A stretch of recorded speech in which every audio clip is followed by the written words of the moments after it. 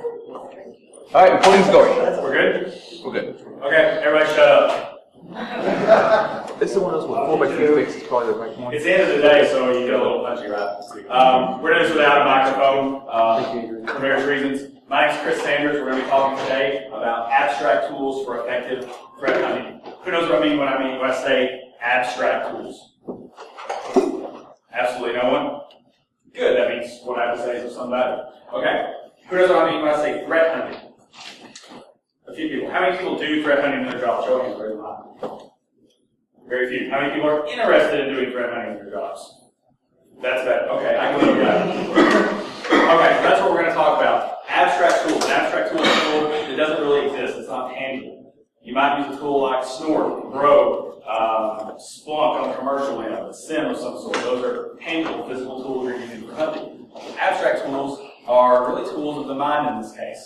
Ways to think about and process information when you're doing hunting to take some type of input or create some type of input and get to some type of logical output. Right? When we're doing investigations, we're talking about taking perception and going to reality. Now it's important to note that those are two very different things, right? We have our perception of the world and we have the world as it really exists.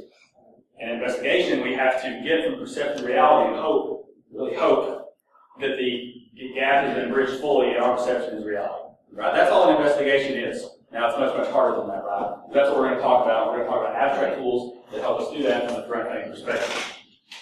Now, if you don't know me, my name is Chris Sanders. I'm from a very small town, not too far from here, about 2.5 hours northwest, called Nashville, Kentucky. That's the town there. That's the whole town. There's not much. There's like a stoplight here, and there's like a McDonald's there, and then a small Walmart back there. Not a super Walmart, just a regular one. So I'm from Mayfield, Kentucky. I live in Georgia now. I worked primarily in defense before eventually going to work for a company called Guardians. Worked there for a while, went to a place called Manian, that some of you may have heard of, and left there about a month ago to start my own company called Applied Network Defense, where I focus on cost-effective security training. And I also worked with a company called Rural Technology Funds, a nonprofit. You've heard it mentioned a few times here and there. I founded it in 2008 to provide technology resources to kids from areas like I was from, places like Mayfield, Kentucky, where they don't have really as many resources for doing or for learning about technology as their urban counterparts. So we started that in 2008. It's been going pretty good. Last year we impacted 10,000 students. We put technology in the hands of 10,000 kids in 30 states across the country. Super proud of that. So far this year we've done that with 12,000 kids, where we get to 25,000 God willing. We're having a nice little silent auction back there in the fishbowl. I'll talk about that when I wrap up. As will be in shortly after this talk. Okay, so let's get to the talk. Framing. Abstract tools, right? Tools of the mind. You have to frame things appropriately in order to be able to use tools correctly. Right? So I want to talk about how we frame threat hunting and how it's a lot of ways the same as a normal investigation, a normal alert-driven network security monitoring type investigation, but also how it's a little bit different. So I'm going to talk about that. And one thing that really irks me with threat hunting is a lot of people see it as a very elite skill, right? Only your best of your best can be your threat hunters. I don't really buy that. Matter of fact, I think that's troubling, and I think it's kind of damning a little bit on our industry, and it really doesn't serve to help anybody except for those who are already at that elite level. I think everybody can be a threat hunter. I think you certainly you'll get better at it as you gain more experience. We'll talk about how you gain that experience in a little bit. But generally, many places with large number of analysts do a structure like you see right here. Tier 1 event analysts, Tier 2 incident responders, and Tier 3, your super elite or your hunters. I worked for a government agency at one point where, and this is before I'd done really any threat hunting, and I got to go meet the threat hunting team. This was up in someplace in the Maryland area. And I went to meet their hunting team, and they said, "Oh, Chris, you're interested in hunting. Well, that's what we do, and it's super awesome. We're badasses. It's fun." That's cool. I too would like to be a badass. So I was like, "Well, show me what you do." And they're like, "No, we can't do that. You're not ready." That really irked me. That didn't really sit well with me. Like, maybe I'm not ready. Like, I can do investigations, or what's the secret sauce that I can't know about? It irked me. It didn't go well, and I carried that with me for a long time. That was probably 8 years ago. So I don't buy that. I think anybody can do hunting. I think you need experience to be really good at it. I think anybody can do it to some degree. Now, investigations. When you think about an investigation, a lot of times it means you've gotten an alert. You may be from an IDS, like a snort or a circot, something like that, and then you go investigate something. And that's one way to do an investigation. But really, investigations are all very similar. And I'll boil that down into this process you have on the screen here. Right? So 5 steps. I'm going to go through these really quickly. In any investigation, you have an observation. Right? That's your initial input. That's when you say something is odd or something is weird. Now, that input doesn't have to be something you necessarily know. It could be a phone call, right? One of the main ways that big breaches are found is the FBI finds a piece of hardware out there that has some stolen data on it, and they call the company that owns the data. Not a call you want to get, right? But that's an observation, right? Someone calling you and saying, hey, we think you're wrong. So that's the way an investigation can begin. It can be the IDS alert driven way. It can be through hunting, which means you're kind of manually finding those things that are going wrong. Or maybe it's maybe you're a malware analyst. Someone hands you a piece of malware and they say, we think this is evil. That's the beginning of the investigation. So you have that initial observation. That's your input to the investigation process. From there you have the cycle of questions, hypotheses, and answers. When I say questions, I say, okay, you have this thing which you know is weird or you think is weird, and you need to dig into it. So what are you going to do? Well, human nature is we're going to ask a question. You're not going to necessarily maybe realize you're doing this, but you're going to ask a question, and then you're going to make a hypothesis. So you're going to ask a question kind of leaning in one way or another, right? You might lean towards it's evil, you might lean towards it's not being evil, but you're going to have some type of lean, some type of bias, so to speak, when you're thinking about a hypothesis. You're going to go seek answers to that question. That's when we look at data. That's when we go pull PCAP, or pull NetFlow, or we pull memory images, things of that nature. That's when we go try to figure out the answer to our question. And then when you find that answer, generally in an investigation, that begets more questions, right? That's why this is a cycle here in the middle. So answers beget more questions, beget more answers, and that goes and goes and goes until we get to a conclusion, right? That's when we have enough evidence to back some type of conclusion that says what's going on. That's where we're bridging this gap from perception to reality. Now, does this look familiar to anybody? This kind of chart, does it look like anything you've ever seen? Maybe something in a science textbook? Scientific method, right? It's very similar to the scientific method. Very similar thing. And there's a reason for that, right? We don't have the scientific method because some old dudes sat in a room one day and said, this is how we should do science. Now, let's go do some science. That's not how it worked. They sat and they examined, wherever these old dudes were, I don't know if they were. They sat and examined how scientific discovery happens. They said, what are the processes throughout history that people have used subconsciously to do science, right? And the scientific method kind of came from it. I'm of the belief this is a similar type approach for investigations, right? And I don't call this, an investigation framework. I don't say this is how you should do investigations. I'm saying that's how you're already doing it, whether you realize it or not. Subconsciously, you're doing this, and there are distinct benefits to taking a subconscious process, highlighting it, teaching it to people, making them cognitively aware of it, and bring it from subconscious to the front conscious, right? So to the active consciousness where we can focus on it, teach to it. So if we can teach to it, we can make people better analysts, right? That's pretty cool. So that's the investigation process. And I want to be clear that I think this is generally universal. I think if you go talk to a lot of hunting talks, a lot of malware talks, everyone wants to talk about how they're different. They are different in some ways. We use different tools, right? That's one big way. But generally speaking, the investigation process is fairly universal. And I think that's very important for framing, not just this talk, but framing everything we're going to be doing as blue teamers, as investigators, or for you red teamers who are hiding out in this room undetected on some trees. Here, I'll help on that. There we go. So the investigation process is pretty universal. So what I want to challenge you with when I talk about an abstract tool you can use is this statement right here. What question am I trying to answer? If you're investigating anything, at any point in the investigation, you need to be able to say, what question am I trying to answer and being able to articulate? If you're looking at data, if you're seeking answers to something, you need to be able to articulate the question you're trying to answer. Otherwise, I'll be clear on this, otherwise you're lost. And that is very, very important. The number one reason most people burn out blue team work is they get stuck, they get lost. They dig into the data. It's not having enough data, it's having too much data.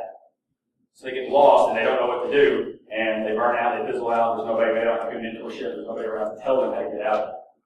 And that's not good. So if you can always state what you're trying to answer, that's the best thing you can do to keep yourself from getting lost in an investigation. Does that make sense? Okay. Next thing, observation strategies. Now, observation is important. Remember that investigation process. The first step was an observation. Right? Now, we're talking about hunting here. In a typical alert-driven investigation, you have an IDS alert, and that's your observation. That's what feeds. Machine generated, it's very simple. You can go from that. Hunting's a little bit different because generally you can use alerts for hunting input, but generally speaking, hunting input is coming from you as a human. You're actually manually perusing through data, finding things that say, oh, look, that looks weird, and then digging into it. Right, so that observation stage, where it might be really small for alert-driven investigations, is very large for a hunting-based operation. Does that make sense? Okay, so observation strategy. I want to talk about a couple of those right now. Mainly TTP-driven observations and data-driven observations. There are a lot of ways to make observations when hunting. Right? I'm going to talk about the two most common that I think are applicable to everyone. And if you've never wanted to do hunting, I saw people who said they don't do hunting and want to. This is where to start. Data-driven observation. Simple question.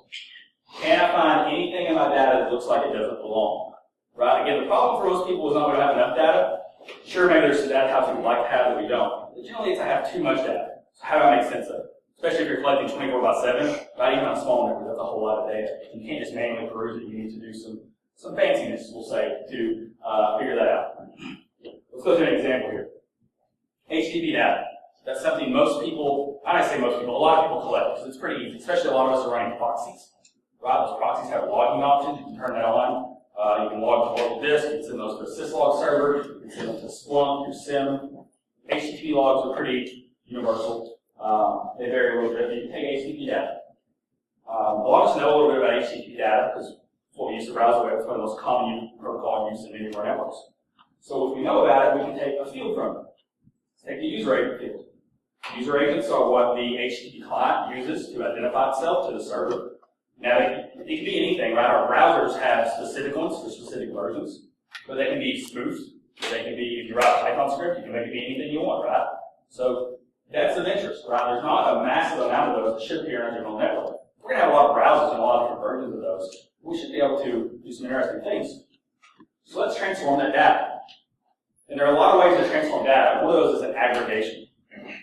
Many of you probably use aggregations, although you probably not use that term. An aggregation is simply taking data, picking a field within that data, and grouping things together. Right? We'll talk more about aggregations later. In this case, we're going to do an aggregation on the user agent field and sort by least frequent occurrence. Right? If I have 10,000 endpoints and they're all running Chrome, I should probably have at least, that specific instance of Chrome and have like 10,000 hits. Now, I might have it maybe broken up a little bit based upon versions and things like that. I'm not really concerned about what's at the top of that. The most frequent occurrence, I'm concerned with what the least frequent occurrence is. Why do I have links running on my network? You know what links is? Text-based browser? Yeah, that's weird. Why do I see Python URL lib here? It's the URL lib library which is used to retrieve URLs in Python. Right? So somebody's clearly written a script. It was one of my admins. It was a bad guy. Why do I have a one-off occurrence of a user agent that looks like it's Internet Explorer, but one of the characters is off? Probably one of the most common techniques used by even very sophisticated targeted malware to identify itself is that, right? It's custom URL strings that the servers use to identify incoming command control connections. So this is what I just did. The process I just described is this right here. We chose a data type, we chose a specific field, and then the yellow one's a little hard to read. It says, ask what would be weird here. Right? So for our network in this case, I said it would be weird if I had user agents that were unexpected. We applied a data transformation, this time it was an aggregation, and then we sorted that by least frequent occurrence, which gave us a data output we could use for hunting. This is a very effective hunting technique. I use it all the time. I always find evil. Sometimes it's very simple evil, sometimes it's commodity evil. Very, very effective technique for finding very serious evil. The fact of the matter is most people in this room will never have to deal with APT, nation-state actors, and things like that, but those guys are also using the path of least resistance, right? So not to say that you couldn't catch similar things using this technique. It's very powerful. This is a search on my networks I run every single week. Right? It's very cool, very powerful. TTP-driven observations. That's the second kind I want to talk about. What's a TTP? What does that stand for? Tools, techniques, and procedures. Some might say tools, tactics, and procedures. Same general gist of that.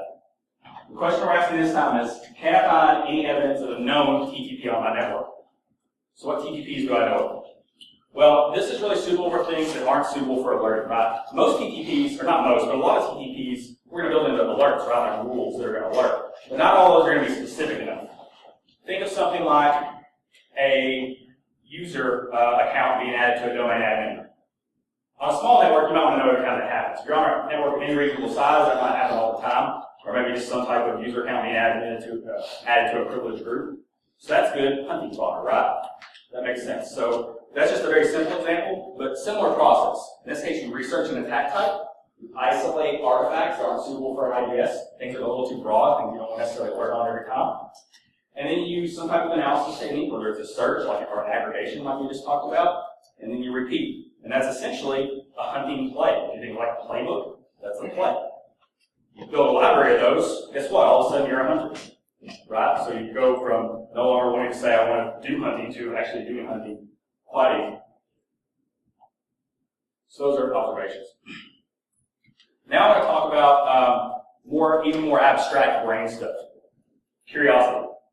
For my money, one of the questions I get asked all the time is, what is the X factor that makes a really good analyst or a really good hunter? I think they're generally the same thing. I think it's curiosity. Now, curiosity is a big word. It can mean a lot of things. How would you guys describe curiosity? Does anybody have an idea? Take a shot at it. Or you just want me to just tell you? Fair enough. Okay. Curiosity has a lot of big, fancy scientific definitions. The one I prefer is simply the desire to know. Pretty straightforward, right? It's not, now, be clear, it's not the ability to know, not the ability to learn. It's the desire to know, the desire to learn. It's when you're sitting late at night and you're looking at that data output, and you see something that looks weird and actually clicking on it. Actually taking on it, performing another search on it. Right? That's curiosity. Now, curiosity is important because it relates very directly to experience. You know, if we take two animals, we'll call them Jack and Diane. Two American kids living in the Harlem. who happen to be security analysts. So Jack and Diane, let's say they're fresh out of college. They both get hired on that exact same experience. They both get hired on at a company. Same exact job. 5 years later, we look at it on Jack and Diane again. So in this case, Diane is much better analyst than Jack. She's a much better threat hunter. By all accounts, she's excelled much greater in her job. Why? Well, you might say experience, but they have the same experience in terms of years, right? Which is funny because most of us in our jobs, when we're asked, how much experience do you have? You'll say, oh, I have 5 years or 10 years experience, right? Time is a horrible quantifier of experience, right? It's too one-dimensional. Experience is a lot more involved in that. Now, for my money, I would say that the difference between Jack and Diane, all other things being equal, is that Diane is probably generally more curious than Jack, right? So that's the desire to know. It's what I've observed through my career is the one thing separating really good analysts, really good investigators, and I'll say really good red teamers for our hoodie-wearing person here in the front row. Red teamers as well. That curiosity, the ability to poke and prod at things, and when you see something that looks a little weird, pursuing it. Right? Now, curiosity is an interesting thing because curiosity is not a static value, right? We're not all the same level of curiosity at the same amount of time. Right? Here's a couple of examples. Right? Notice we have, down here on the x-axis, we have time in years, we have experience. Again, remember, they're not directly correlated here. So in this case, at the top, you see someone with what I would call sustained high curiosity. Right? They're basically, throughout their time spent, so here across about 16 years, they remain curious. They started curious, remained curious, and their experience level went up. Again, not experience in terms of just years, experience in terms of ability to do the job well. We see kind of the opposite down here at the bottom. Experience in terms of, or excuse me, curiosity in terms of sustained low curiosity. This is someone who's probably never really curious, never really developed a lot of curiosity, so their experience level grows very slowly. Right? So you can very easily say the top would be Diane and the bottom would be Jack. This isn't a very realistic depiction of what I think curiosity looks like to most people. One that looks a little closer might be like this. At the top, we have something I would call waning curiosity. Notice how we go up, display doesn't work really well, but notice how we go up pretty dramatically at the beginning of the career and then it kind of levels off. Right? I think many of us might be able to relate to that. Right? I was a young single guy coming out of college. I had nothing better to do. I worked 18-hour days and 7 days a week and had a really great time. Life happened. Got involved in other things, got other hobbies, got married. Many folks have kids, things like that. Other things detract from curiosity. Right? We want to have the sense that our personal lives and our work lives are very separate things, and it's just a look of the lark, right? Everything we do in our work life and our personal life affects the other. That's very important. I think the keynote this morning kind of spoke to some of that. So that's what we see waning curiosity, where it often wanes in terms of later in people's careers. Similarly, we have the opposite effect for many people. That's what we see down here, where someone starts out with kind of lower curiosity, and the curve kind of builds. They find curiosity later in their life. Right? There's a lot of reasons that can happen. One is some people find their dream career much later in life. Some people are pigeonholed. Maybe you're a sysadmin. You don't really like being a sysadmin. You get into security, and then you just take off, right? It really piques your curiosity. Right? I think a lot of us maybe in this room probably relate to that, or at least to some degree. So this is closer to what I would say real curiosity looks like, right? But still, I wouldn't say it's like this or like this. For most of us, curiosity probably looks like this. Right? So that's the fact. This is a little bit of an oversimplification. But curiosity is incredibly important. I would say, generally speaking, probably the most important thing in terms of abstract tools that allow people to better attain experience and the secret to the success of dying.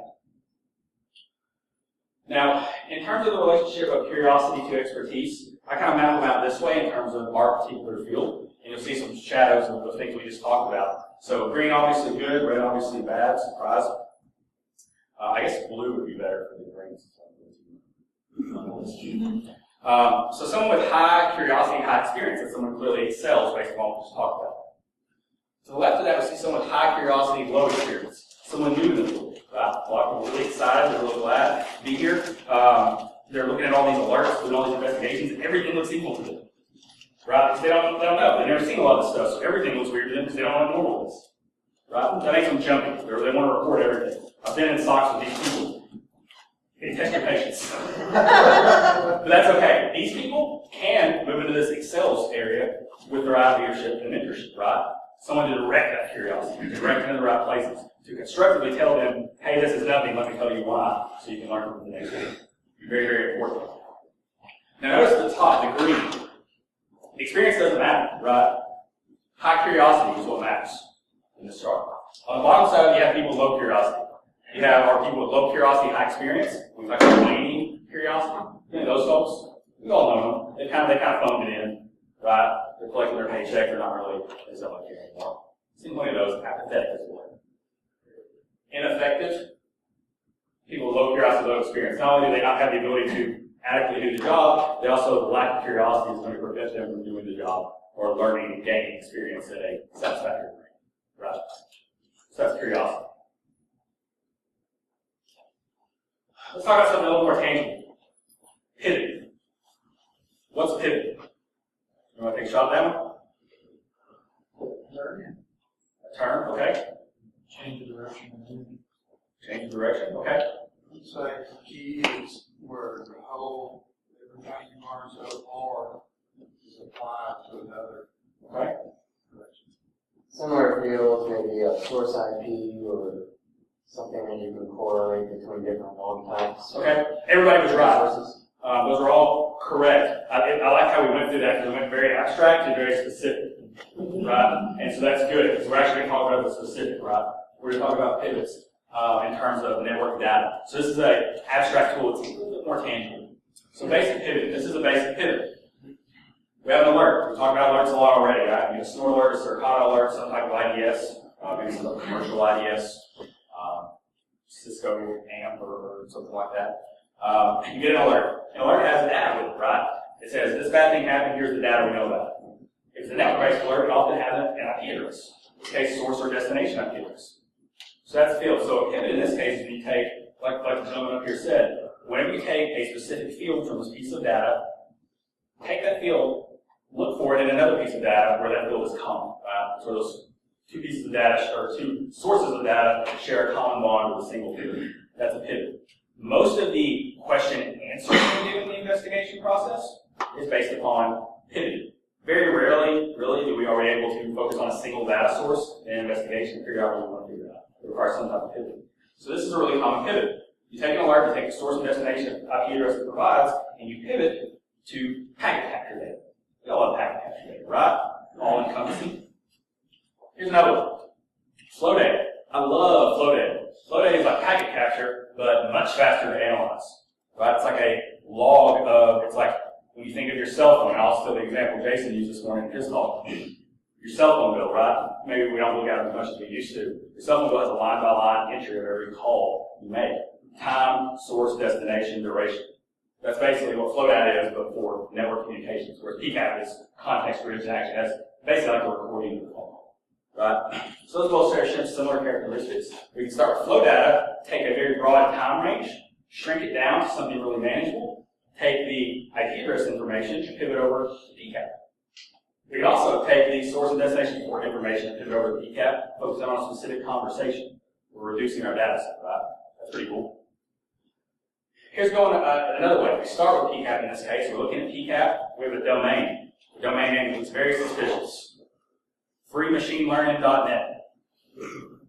Sounds malicious to me. But we don't know as bad, so we need to pivot to open source intelligence. Open source intelligence, places like VirusTotal, AcidTotal, various online websites where you can search for these things and look for examples of maliciousness.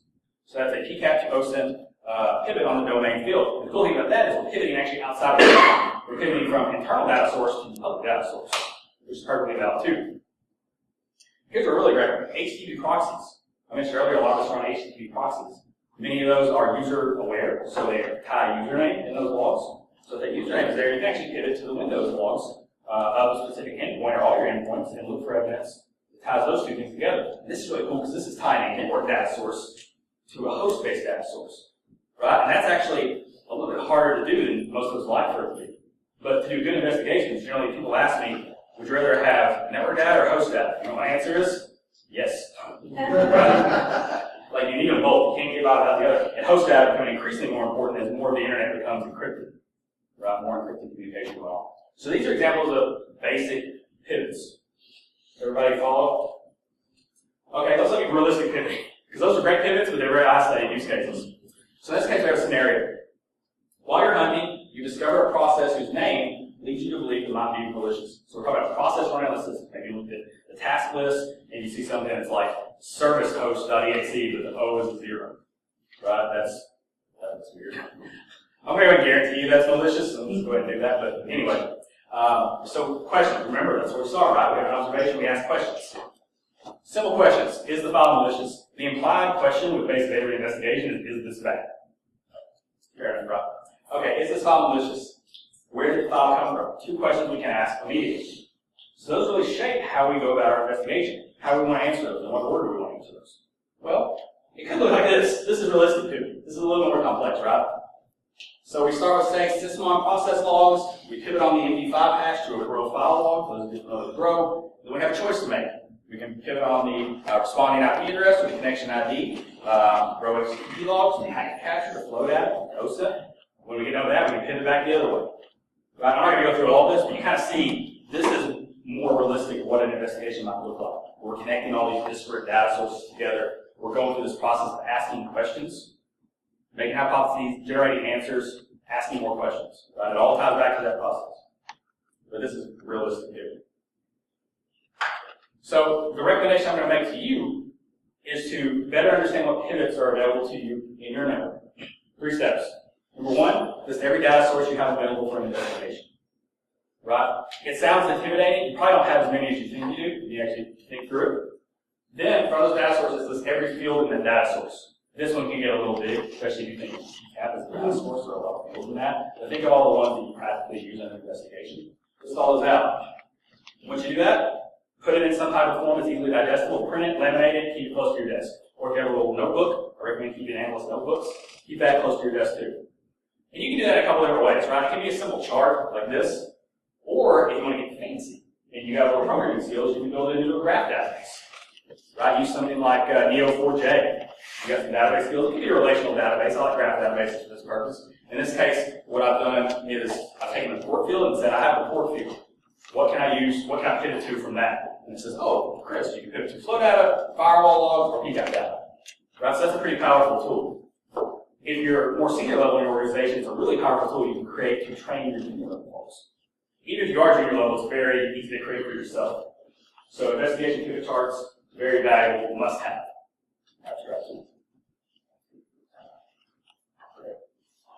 Aggregations, I said we talk more about. This picture best sums up an aggregation. much better than I could. Especially anytime I can think in terms of food, it's a good day, right? I still got barbecue on the mountain earlier. Too much. All right, aggregation. So again, we're taking specific data fields within our data sources, sorting those, grouping them together, aggregating on them. I've talked about one of those already, but I want to talk through a couple more really quickly. We're going through most occurrences, least occurrences, and a couple of scenarios that go in relation to those. Most occurrences, here's an example. Query a web application, the authentication for it at a given time. So maybe you have a custom web application, or maybe it's something you're using for your finance department or your HR department. Some type of custom web application, get all the authentications, all the usernames and timestamps go with it for a particular time. A day, a month, a week, whatever you can get. Aggregate the user accounts sorted by the number of logins. So take every user account that appears and group that based on the number of logins over that time period. Right? That becomes useful data. In this case, it becomes useful just looking at it. First of all, if you know your organization, if you know your people, you can say, geez, Jeff really should have logged in 472 times at 2 a.m. yesterday. Right? And you can also look at failed authentications too, right? Like someone's account has continual number of failed authentications, maybe someone's trying to break into it. Maybe you should consider some other action from that. You can also do comparative analysis. So you can do that for this week, run the search again the next week, and compare the results. Right? If you do that for a few weeks, you start to get a sense of what those patterns look like. And if you do that, you can eventually start noticing things that's a little weird. If Laura's account only has 3 authentications a week, and all of a sudden it has 70, well, that's weird. We should probably look at it. Right? That's an observation. Right? That's an observation we can use to then ask questions. Go seek out answers to those questions and do an investigation. Hunting is as simple as that. So least occurrences. In this case, we're going to query Windows service execution logs on a network segment. So maybe you're using something like sysmon on your Windows host. It'll log every time a process is executed. You figured it that way. And if you grab all those together, you can aggregate those and aggregate the unique processes sort of by least occurrence. Right? We don't care about the processes that execute consistently everywhere. Word, Internet Explorer, Firefox, Chrome, Outlook, all those things are good on every machine. We care about the things that are only executing on 1 or 2 machines. Right? At worst case, you're going to find people installing programs you probably don't want them to have. Search toolbars, random things like that. Best case, you're probably going to find malware. This is probably one of the most successful hunting type activities I've ever done in terms of finding commodity malware, spyware, things like that running on machines, things that could lead to a lot worse, right? Backdoors, things of that nature. Processes that don't belong. This is how I'm finding an observation that there's a process that isn't running. Again, ask questions, seek out answers. It's an aggregation. So a couple more common ones, I'm not going to go through these in depth. Bytes communicated. Pick a couple hosts on your network, look at how many bytes are communicated between them, look at top talkers on your network, for instance. Look for anomalies there. Process name, we just talked about that one. HTTP user agent, I used that in an example earlier. HTTPS server certificates. Look for weird domain names compared with weird server certificates that don't make sense. HTTPS isn't something we can get a lot of useful data from, other than session data, but certificates are useful for collecting. You can do that with Rogue if you'd like to. Server authentication usernames with users authenticating to a particular server, particularly sensitive servers. Do some of the similar analysis we talked about just a second ago. Web server access logs. Look at access to specific areas of your web server. Look at directories on your web server that really don't normally have a lot of access, and all of a sudden they do. Look at people making requests to directories that don't exist on their web server. Interesting things to be found there. Here's the drivers. CLI commands executed. If you're doing some type of Linux host or routers, you can log the commands being executed on the command line. Look for outliers. Look for, sudo apt get update is probably a pretty common one. nc-l-p 2222 is probably not one you want to see, right? That's netcat. Somebody's installing a backdoor and running that, and you will probably pop up with an outlier if you were looking at this report on a time basis. So those are aggregations. Chances are you probably already started thinking about some aggregations in your network you can run, or thinking about what those results would look like on your network. All these things are very easy to run. You don't need fancy software. You can output the data, crunch numbers in Excel, right? It's a smaller data set. Learn, prep, and set and off in those Linux command line tools. You don't need fancy stuff. If you have the fancy stuff, that's great. Dump everything into an ELK stack. Elasticsearch, Logstash, Kibana. You have something like Splunk. Better yet, download the free version of Splunk. You can put, I think it's 2 gigabytes of data into it a day. Use it as a sample. Use it if you need to prove value to your boss to show him, hey, we should do more threat hunting. Download it, put some data in as an example. Find some bad stuff with it. That's the number one way to get budget, right? Here I found bad stuff. Give me money to find more bad stuff. It's a good formula for success. Friendly intel. That's the next thing we're going to talk about. What do I mean when I say friendly intel? Many of you have heard threat intel, right? Head shaking. Threat intel is looking for things, bad guys, information about bad guys. I talked about it earlier in pivoting to open source intelligence. We have an IP address or we have a file name, something related to a threat actor we want to pivot on that. Threat intel is incredibly important, but I would argue it's the second most important form of threat intel.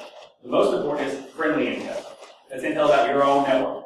We always preach this adage of know your enemy, know yourself, blah, blah, blah, blah. Know yourself, step one.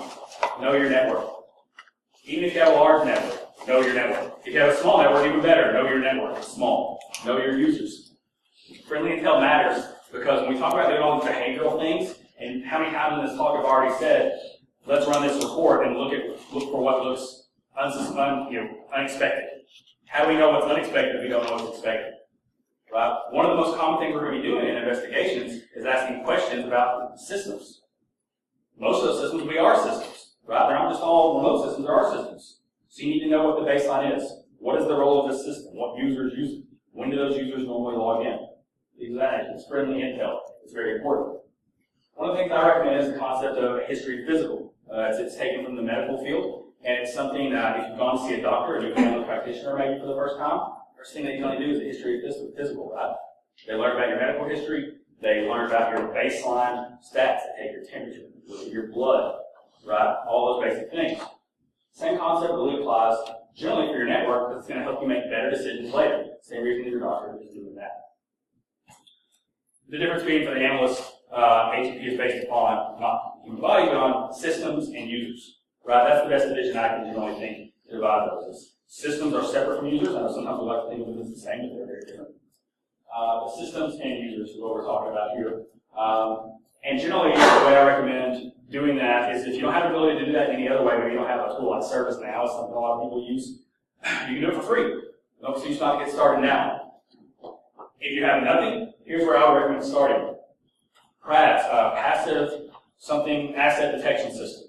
It looks at your network traffic, identifies systems based upon passive analysis of the traffic, identifies what they are, helps you build network inventory. That's pretty cool.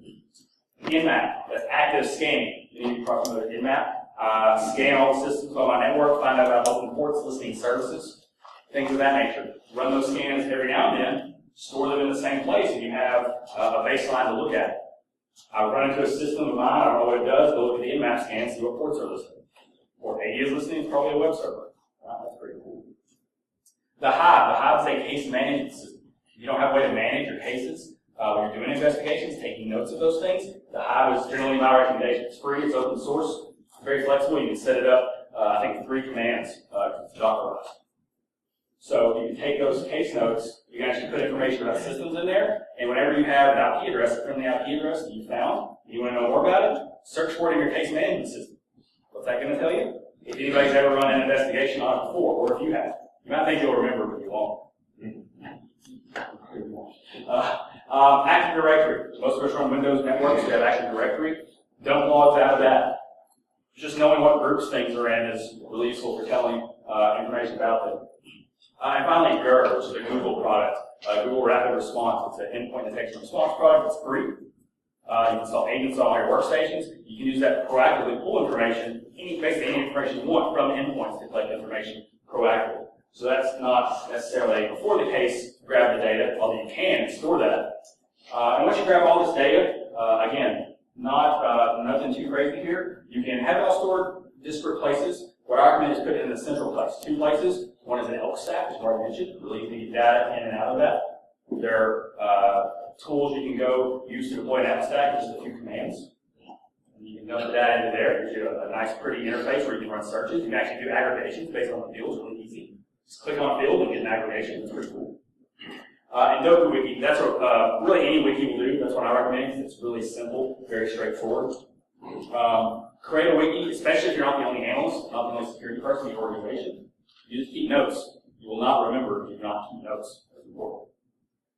So creating a knowledge base, that's the tool I recommend, abstract tool I recommend for collecting friendly threat intelligence. And remember, kids, don't ever be screwing around with science and write it down. Last thing. Yep, last thing. Mise en place. Who knows what mise en place stands for? Everything in place. Everything in place. There's food on the screen. I can't get through a presentation without having multiple food examples. I'm getting hungry now just looking at it. But mise en place is a term chefs use, right? Generally, when you see a professional cook or professional chef prepare food, they get everything ready at once. They get something like this, right? They get everything in place at once, and then they cook, right? It's that whole an ounce of preparation is worth a pound of cure, right? Being prepared. And that's very important. That's one of the more important abstract tools. Here we see more examples of mise or mise en place for different meals. You see one for chicken, soup, goat cheese, etc. Everything's prepared. Everything's laid out. I don't know if I don't think about this enough when we're doing our investigations. There's a time when I didn't, and then when I started thinking about it, it really changed things for me quite dramatically. So there are a few basic tenets of mise en place and how that relates, I think, to the investigator, the security practitioner, or more specifically for this talk, the hunter. One is to minimize movement, right? When you think about chefs, they lay everything out very closely, right? There's food here, the pot is right here. They don't have to move a lot. And the reason is because they're preparing a few hundred meals a night for all these different people, and they don't want to be just plumb tuckered out by the end of it. So minimizing movement. Now, how do I do? I don't move a lot in my office. I sit in the chair. It's great. You can tell I don't move a lot. I need to move more. Minimizing movement. In this case, I mean minimizing analytic movement. One of the most common things we're going to do is seek answers. Seeking answers is going out to data sources, retrieving that data, parsing it in some way, and then interpreting it. Now let's be clear. You can automate some of these things. Anytime a human is spending retrieving data, it can probably be automated. Anytime a human is spending analyzing data, making a decision on it, cannot be. Right? Humans at the center of the process. That's absolutely critical throughout this. Human at the center of the process. So if you're the human, and if all those other things can be automated, why are you doing it? Right? Now I recognize it might not always be perfectly easy to automate those things. But if, let's say, you need to get a packet capture file, and to get that, you have to go out to a sensor, hop to another sensor, download the file here, download it there, filter it there, pull it back. I worked in these places. It takes 10 minutes to pull a packet capture. It could be cut down to 30 seconds. That's wasted time. It's wasted movement. You're moving the data too much. You're moving logically through your network too much to get the answers you need to do investigations. It's also forcing context switching. Absolutely. It's forcing context switching. So this is a cognitive enemy of the analyst, as I call it. It's causing you problems you don't need, and it can kill an entire day. Because especially if you wait for 10 minutes, you might forget what question you were asking by the time you get the data. Seen that happen plenty. Happens to me all the time. Minimize movement. Waste nothing. Chefs don't waste a lot. You cut up a chicken, you cook the chicken, you throw the bones away? No, use them to make the stock. And that becomes soup or something else. Waste nothing. For us, that means only getting the data which you need. One of the primary mistakes I see beginning security analysts do is, okay, I need to analyze packet capture data for a single IP. I'm going to go get 24 hours worth of data for that IP. That's a lot of data. And they think, okay, I'll get all that data and I'll just carve it down to what I need. And sure, they get what they want to get at some point. And those carving skills are important too. But when you start with all that data, you have to carve it all down. You're artificially introducing more movement, really, and you're in a lot of waste. You're collecting data you don't need. You're wasting bits, right? So start small. Get the smallest amount of data you need and work your way up. It's faster 9 times out of 10, probably 99 times out of 100. You can also use varying data sets to help with that, right? I mentioned NetFlow earlier. NetFlow is really fast. It's very small. Do broad searches in NetFlow to narrow your time range down, and then pivot to PCAP. Right? Data size matters. It takes time. Time is the enemy. We want to talk about how the most important thing is being accurate. Being accurate is important. But in most of our organizations, security is a cost center. We got to be conscious of that. And truly, security is an economic problem, right? We want to decrease the cost it takes to defend a network so we can compete with the attackers who already have a very low cost to attack them. Security is an economic problem. Clean as you go. I used to work with a guy. I'm not going to say he's sitting in this room right now. Every time he pulled data, he would pull it back to his desktop and name it test. The second one was test 1. The next one that was test.2. Sometimes you'd have to back them up. Test.1.back. Test.3.back. Now, I pick on Jason. I used to do this too. I still do it sometimes. We all do, right? We just throw things on our desktop, throw things in a notebook. We don't organize them. And we sure as heck, like, we'll go try to backtrack on an investigation the next day. And then which test.3.7.back was it? Right? Clean as you go. It's very important. It sounds silly, it sounds trivial, but keeping your analytic work environment very clean keeps clutter out of your mind. Working memory space in humans is really limited. Right? We have long-term memory, which is long. Things like they're stored long-term. Short-term memory, very finite capacity. Not only that, we can't really do anything to increase it. Generally speaking, the thought is that working memory, short-term memory, is a finite capacity that you're born with, and you can't really expand it too much. They generally say you can hold 7-ish things in your working memory, plus or minus 2. What those things are and how you constitute them is a bit of a different call. But working memory is limited, so clean as you go. Be a friend of your working memory. And finally, be flexible, right? I won't harp on this one too much, but data sources, things go down, things break. Things don't always look the way you think they're going to look. So just because of pivot, you answered one question with one pivot one day, you're going to have to take a different pivot the other day. So you have to keep your mind free floating, a little bit flexible in terms of, playbooks are great. I love and advocate for playbooks, but you can't be married to them. You have to be willing to divert from them as well. So being flexible is key. Stuff will go wrong. That's security. So that. So we're going to wrap up. I teach a class about this. I'm not going to harp on it too much here. We're actually auctioning one of those off. If you're interested in such things, you can learn about it there. One couple more things, but let's take some questions. Yep. Questions. So you suggested help for data storage. Most of the data is probably at least semi-structured, if not formally structured. Have you considered using a structured data store that would scale better than something like Elk? Yeah, I mean, it's really use whatever you're comfortable with. So the question was, would you consider using, those in here, would you consider using a more structured data store that scales better than Elk? And definitely Elk has some scaling issues. But my general approach when I'm speaking here is most businesses are small businesses. Most security practitioners are actually just network admins who have to do security. So I speak to a little bit of a smaller audience, but yes, by all means, if you need to use something that scales better, do it. Elk will scale, but at a resource intensive, like it takes a lot of stuff. You got to put a lot of hard work sometimes. Especially if you're searching really dramatically and doing crazy regular expressions. I recommend as a starting point, if you're just starting, if you do this at a crazy high level, you're probably going to have to change something. If you do the same thing, which is like a RaidDB install, which would basically be the same technical investment. You can do it with any better performance. You can do it with a MySQL database. You can do it with any database you want. The reason I like Elk, honestly, is because it comes with Kibana. And Kibana is a very simple interface that you can draw off the bat that does aggregations. You don't have to build it. That's what that's made. So in the process, you talked about, first time you look at your data, when I train incident responders, same thing, like, you never look at your data, everything looks bad. Yeah. Like, in the midst of an incident is not when you want all those rabbit holes coming out of it. So do you have a recommendation on just, I guess, a structured way people should go through their environment and get familiar with all that? Because most environments I see today still, the only time people are looking at that stuff is, when something's on fire. Yeah, so the question was, if you didn't hear on that side of the room, was, do I have a recommendation for a way to go through your data for the first time to start getting a baseline of maybe what's normal? Is that what I heard? Yeah. Okay, so that's a tough question. It's hard to do, right?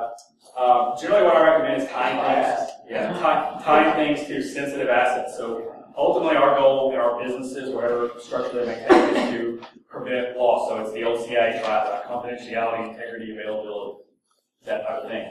So what are your business goals? Where does the most risk exist? And it's different for different business. If I'm a pharmaceutical company, chances are the biggest thing I'm concerned about is protecting my intellectual property. If I'm Amazon.com, I'm concerned about time and availability because you measure seconds of downtime in millions or billions of dollars, right?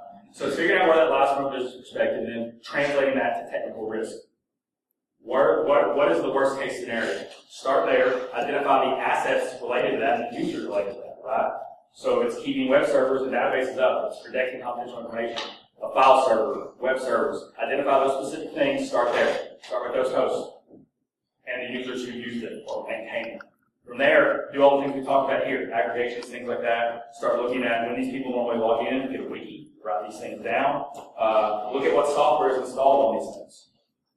Run that search every week. Did something pop up that shouldn't have popped up? Well, that's how you're building a baseline and looking for things that are anomalous. Right? So it's identifying risk, translating that to technical assets, and then starting to look at these individual things like server logs, like host-based stuff, flow data. I'm not telling anyone, the thing you don't do is go take 24 hours of PCAP on a host and try to just dig through that. It's not too efficient, right? You start with things like flow data, with host data, things like that. Does that answer your question to some degree? Yeah, I think so. So that actually brings me to my second question, which you're talking about building out that knowledge base. It seems like a lot of what you be building out, taking all those, all the components of your different log files and stuff like that, basically like what a parser's doing for a sim or something like that. Is there a way where you don't have to do that from scratch? Are there any knowledge bases out there where you can just, okay, I've got this, and this, let's pull that in, and then, put it in some format that I'm going to print and laminate? So, that is a good question. And for free, there are things that will do it, but I've never found anything that I love that is free, so I don't have anything I recommend on that. So that's how I recommend to take these 6 different tools, take the data from those, dump it into an ELK, and that's what you get. Or any type of structured data store or whatever. But yeah, that gives you basically that starting point. There are things you can buy. ServiceNow is one a lot of people use. It's alright. There are other ones you can buy. They're like network inventory tools. It's kind of amazing that network asset inventory is not in a much further place than it is. Especially you would have thought someone would have come along by now and created a great free open source tool for that. And there's some things that people have tried, but none that I've seen that I'm happy with. Not to say I'm not all knowing, there may be something out there. I just don't know. I used solar winds years ago. Yeah, one thing is it doesn't print, but if you're good answer, you type it together. No, and you can also like Nagios and like things like endpoint detection agents like GER kind of becomes that a little bit, right? You have an endpoint agent on everything and you pull out data back and put it in one place. That's kind of network inventory. You can ensure that agent is on everything. And that's a free version. There's obviously paid versions. FireEye has HX, I think it is, and there are different endpoint detection agents. I wasn't thinking about inventory as much as more like the legend. Like here's all the fields available. Oh, so you have a pivot chart. Right, because that's what you're talking about. Oh, yeah, printing out so that if you're working with 2 data sources, you can see okay, there's a common key I can use. So there's not yet. I'm actually working on something right now. I'm planning to hopefully release it either during time or BSides Augusta later this year, so you can hopefully build a config file and it'll create a graph for you and it'll be all done. So you're going to fix that. I'm going to try.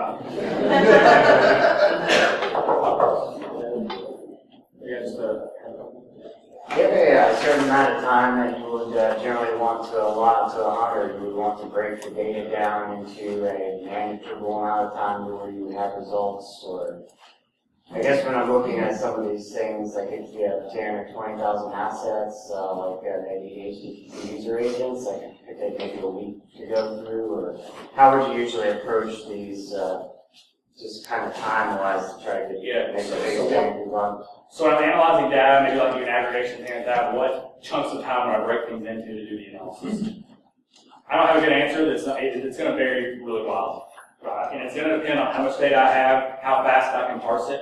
I don't really want to do anything that's going to take me more than an hour to parse data. Right? If I get a week of stuff and it's going to take me all day to parse it or pull it down or aggregate it or whatever, I don't want to do that. So it depends a little bit on how much horsepower I have.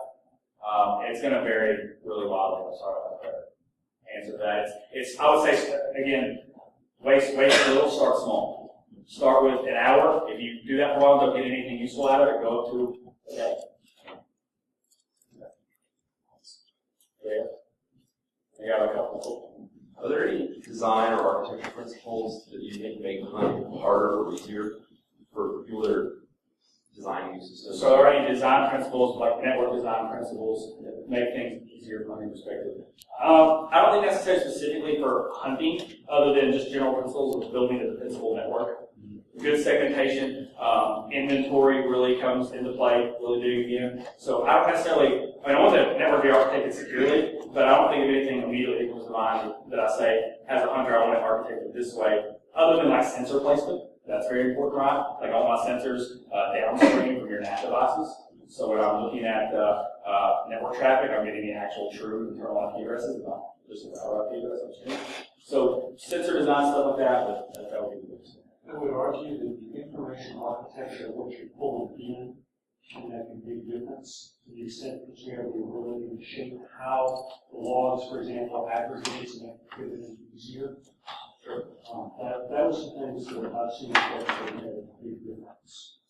I have a couple of things to give away. One of these is my book. It's not signed, but I will sign it. I get to write whatever I want if I set down. So we're in Nashville. I think you all are from Nashville, live in Nashville. Good portion. Okay, how about those predators? Okay, here's a trivia question for you. First hand I see is what I'm going to call them. Predators just one series. How many goals did the Blackhawks score in the whole series? 3. All right.